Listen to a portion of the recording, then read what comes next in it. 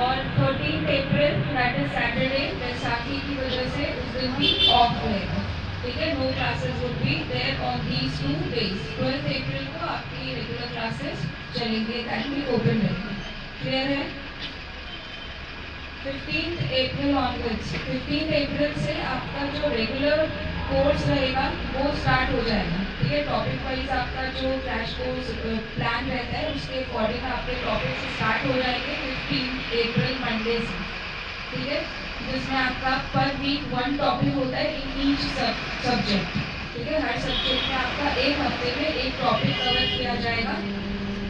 Monday to Friday जिसमें lectures होते हैं और सैटरडे को उसमें टेस्ट रहता है, ठीक है। जो टेस्ट आपका होगा उसी टॉपिक में से आएगा जो आपने पूरे वीक पढ़ा होगा, ठीक है। जो एग्जाम आपका जो टेस्ट होगा वो OMR शीट में आपका दिया जाएगा, ठीक है।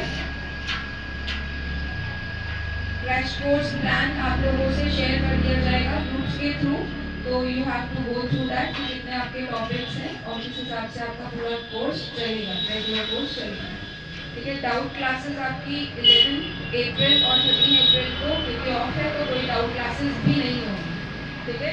कोई एक्स्ट्रा क्लास, कोई डाउट क्लास नहीं रहेगी। संडे को अगर डाउट क्लास होगी तो आपको इन्फॉर्म किया जाएगा, ठीक है। अभी कंफर्म नहीं है, अगर क्लास होगी डाउट क्लास संडे को तो that will be inform to you, ठीक है। उसके बारे में आपको नोटिस मिल जाएगा। कॉपीज आप जैसे आपने कितनी नोटबुक्स अभी बनाई, 9 नोटबुक्स है ऑलरेडी मेड, राइट। तो जो रेगुलर टेस्ट आप रेगुलर कोर्स आपका चलेगा, अगेन आपको मेंटेन दो 9 कॉपीज होंगी, ठीक है। आपको वही 9 कॉपीज जो है वैसे ही बनानी है। आपके 5 सब्जेक्ट्स की इंग्लिश, मैथ्स, रीजनिंग, SST और साइंस की 5 कॉपीज रहेंगी, ठीक है। और उसके बाद आपकी 1 is maths practice notebook, next is doubt copy, one is handwriting copy and one is practice copy. These are the extra 4 copies you have to maintain. So total 9 notebooks you have to maintain, ठीक है। कितनी notebooks आपको maintain करनी है? 9 notebooks।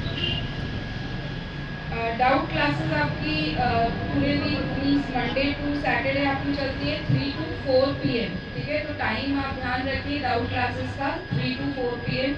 तो आपकी regular पढ़ाई जैसे चल रही है, आप घर में भी पढ़ते हैं, रिविजन करते हैं, प्रैक्टिस करते हैं, तो whatever doubts you have to ask in that 1 hour to the relevant teacher, ठीक है। रेलेवेंट टीचर से आप क्या करेंगे, अपने डाउट्स को क्लियर करेंगे 3 to 4 doubt session. Is it clear? और वो तभी कर पाओगे आप जब आप रेगुलर अपनी प्रैक्टिस करोगे, रेगुलर अपनी स्टडीज करोगे। तो स्टडीज में बिल्कुल you have to maintain the regularity, ठीक है। तो रेगुलर रहना है अपनी पढ़ाई में, एब्सेंटीज को ना करें, ठीक है। छुट्टी ना लें, क्योंकि उस दिन जो भी पढ़ाया जाएगा वो आपका छूट जाएगा, तो कवर करने में दिक्कत होगी, ठीक है। और आपको एक्स्ट्रा टाइम भी देना पड़ेगा। तो एब्सेंटीज्म का थोड़ा सा ध्यान रखें, एब्सेंट ना होइए, रेगुलर क्लासेस अटेंड करिए और whatever you are studying in the classroom that day only revise it at home also।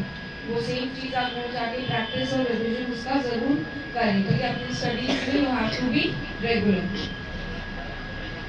Homework you have to do daily, ठीक है। whatever homework is assigned to you you have to do it daily, ठीक है। रोज इसको करना है और self study और practice अपनी कंटिन्यूस रखें। Next important thing is hygiene का थोड़ा सा बेटा ध्यान रखिए। कुछ बच्चे आई कुड सी जिनके हैंड्स बहुत ज़्यादा डर्टी है, clothes are also very dirty, थोड़ा सा ध्यान रखेंगे, ठीक है। आपके क्लोथ बिल्कुल क्लीन होने चाहिए, प्रॉपर्ली वॉश होने चाहिए और आपके हैंड्स प्रॉपर्ली वॉश होने चाहिए, क्लीन होने चाहिए, फेस आपका क्लीन होना चाहिए, hair should be clean and oil should be put, ठीक है। ऑयल होना चाहिए आपका हेयर। Is it clear? थोड़ा सा साफ सफाई, क्लेanलीनेस, हाइजीन का भी ध्यान रखिए, अदरवाइज फिर बीमारियाँ ऐसी होती है ना, तो क्लेanलीनेस नहीं होती है, अनहाइजीनिक कंडीशन होती है, तभी बीमारियाँ भी होती हैं, ठीक है। तो इन सब चीज़ों का थोड़ा सा ध्यान रखें। और जब आप थॉट या वर्ड बोलने आते हैं तो ध्यान रखिए, स्टार्टिंग में आप बोलते हो कि today the thought of the day is, today the word of the day is, बेटा you have already spoken this word today, तो आगे दोबारा से डे मत बोलिए, ठीक है। आपने टुडे बोल दिया है तो वापस से डे मत बोलिए, एक ही बार डे बोलिए। या तो बोलो टुडे द थॉट इज, ये सेंटेंस बोलो, today the thought is, today the word is, या फिर क्या बोलो, the thought of the day is, the thought of the day is the word of the day is it clear? दो बारी आप इस चीज को मत बोलिए, टुडे और डे दोनों को आप एक ही सेंटेंस में मत यूज करिए, ठीक है? तो क्या बोल रहे हैं, today the thought is, today the word is that clear? तो जो भी बच्चे यहाँ थॉट और वर्ड ऑफ द डे के लिए आएंगे, आगे से ये चीज ध्यान रखिए कि कैसे उसको इंट्रोड्यूस करना है। Is it clear? These are the little things you need to remember. Fine? All right. Get ready for national anthem.